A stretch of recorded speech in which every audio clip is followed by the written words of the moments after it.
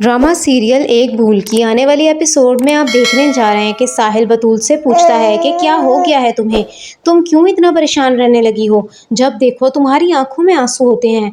तुम जानती हो ना, तुम्हारी आंखों में आंसू देखकर मुझे कितनी अजियत होती है। मुझे बताओ क्या हुआ है, शायद मैं तुम्हारी कुछ मदद कर सकूं। तो ये सुनते साथ ही बतूल साहिल से कहती है कि मेरी मदद अब कोई नहीं कर सकता। हादिया की एक भूल की सज़ा मुझे सारी ज़िंदगी भुगतनी पड़ेगी।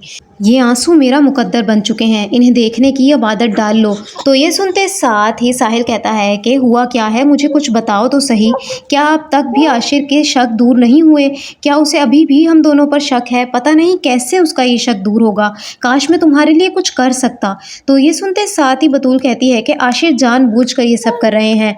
वो मेरे और तुम्हारे ताल्लुक को वजह बनाना चाहते हैं ताकि मुझे आसानी से तलाक दे सकें, किसी और से शादी करने के लिए। तुम अगर मेरे लिए कुछ करना चाहते हो ना, तो शादी कर लो ताकि आशिर के पास कोई वजह ही ना बचे मुझे तलाक देने की। तो ये सुनते साथ ही साहिल कहता है कि ये तुम क्या कह रही हो, आशिर किसी दूसरी लड़की के चक्कर में है।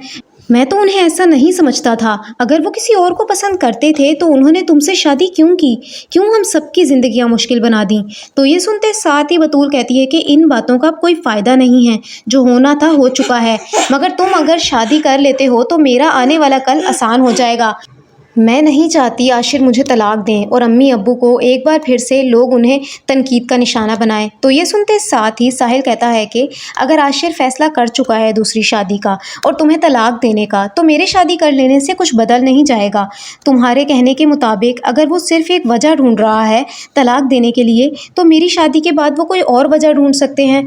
ये मसले का हल तो नहीं है ना, तुम्हें इस मसले का कोई और हल ढूंढना चाहिए। तो ये सुनते साथ ही बतूल कहती है कि मेरे इस मसले का यही हल है, अगर तुम नहीं करना चाहते तो कोई ज़बरदस्ती नहीं है।